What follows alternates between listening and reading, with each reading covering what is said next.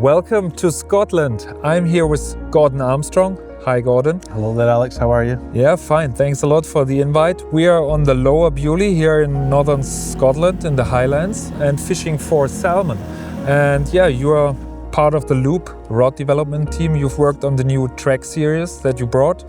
And yeah, I wanted to have some input for our clients on the casting that you do here on those rivers.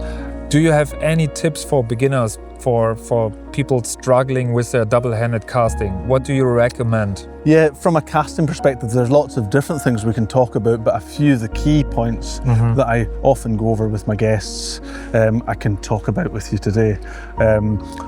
First and foremost, when we're spey casting, it is not about brute force and ignorance. It's about utilising this rod and trying to get it to pair with the line as best as possible so that we're not doing the work ourselves. So first and foremost, just try and be at ease with your rod. Don't try and overpower it. Overpowering, it does no favours, it makes a mess of it.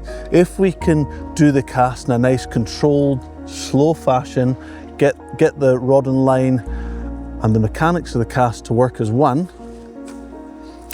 you can see there's very, very little power required in that. Like effortless. Exactly. And you know, one of the biggest things I see is a really fast lift. People often overlook the lift. So the first part of the spey cast, if you can control the lift without a stop at the top, it is much easier to set your anchor beside you. Sorry to interrupt, but when I watched your earlier casting, I saw that you put a lot of focus in your lifting. Absolutely. And you know, it's like the foundation of a house. If you don't get it right, it's very hard to get it fix back. It in the end. Absolutely. Yes. And you'll see people do very fast lifts, and you can see straight away I've struggled to control that. All the tension. The tension's gone. If I can spend a lot of time considering how much of a lift I need to get before doing the sweep and go straight into the sweep from there, you can see that's as tight as a drum here. Yeah. Straight on the water, loads of tension, loads of momentum. So work on your lift. Keep your lift slow and controlled. And I think that's really important. So less is more when it comes to spey casting. More or less. Okay, so tip number one, work on your lift. And Absolutely. What's next? What other tip do you have? Again, it's my teaching style, but it's all about where we're trying to get to. So we're trying to cast at about 45 degrees here. If I have my foot positioned towards the target. Okay. So your right foot in this case, yes. And in a general situation, whatever hand is uppermost in this cork, that foot should be facing towards the target. So it depends on which river bank you are fishing. Exactly. So left, casting off the left shoulder, left foot forward, left hand uppermost. But in this instance, right hand uppermost, right foot facing the target. Once the fly's finished swinging through the pool, our upper body is facing the dangle position. My right foot is still facing the target. And from here, we'll do our slow lift. And when we're at the top of the lift, from this point here, as soon as we start sweeping the rod round, simultaneously our body is going to rotate in line with my target. Yes. And so one straight rotation.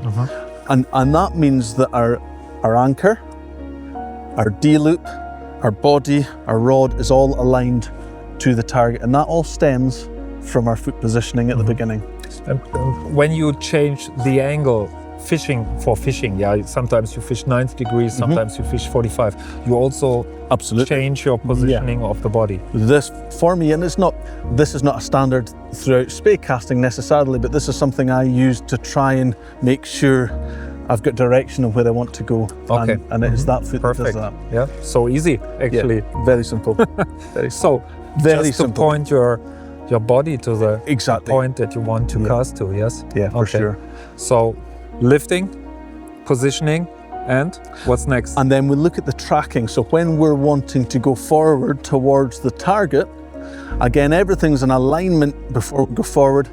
Now the next important thing is to make sure that rod tip travels in a straight line, in a straight track, and it goes back to the name of this rod, the TRAK range, is to make sure our rod tip travels in a straight line towards our target. And if we can do that, we can allow the bottom and the top of the line to unroll over the top of itself. If we fail to get that true tracking, if we slice it to the side, we lose that control. So and one direction. straight Absolutely. line, like a track. One The track. track. Straight track and the way forward with the rod tip. Okay. That would be my third tip.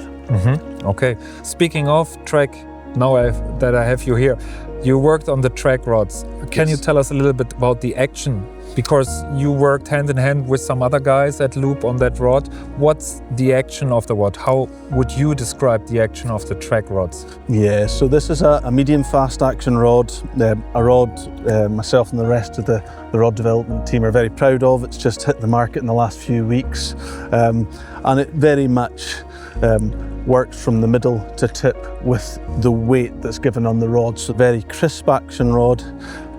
With a slightly heavier load in the rod, you can actually get the bottom section to work.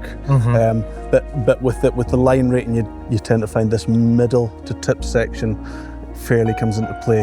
As you put more weight onto the line, whether it's tips or tubes or whatever, that will transfer down the blank. So it has the ability to go a bit deeper. It just depends what. Quite progressive. Yeah, exactly. That's exactly right. So, yeah. Really good rod, and for its price point, It's I think actually it's insane. It's punching insane. way above its weight. Yeah. Okay, can you show us once how it's I'll done? give it a go. So again, I'm a very slow caster on the I lift. saw that earlier. You seem very focused on the lift. Yeah. And there we are. Nice and gentle. And you can see the weight transfer there. I've gone from front foot. Yeah, and you put some pressure on your front Absolutely. So on the lift, nice slow lift, all my weight's in the front foot. As I come round, foot. You go back. back foot, and then again on the front foot. Nice, nice. Okay, thanks a lot, Gordon. So some tips from a multiple world champion in casting. Yeah, thanks a lot for watching, and thanks, Gordon, for having us on the Lower Beauly. Really lovely place with a lovely castle in the background. Beautiful river and hopefully a beautiful salmon to come. Thank you. Great having you. Thanks. Cheers.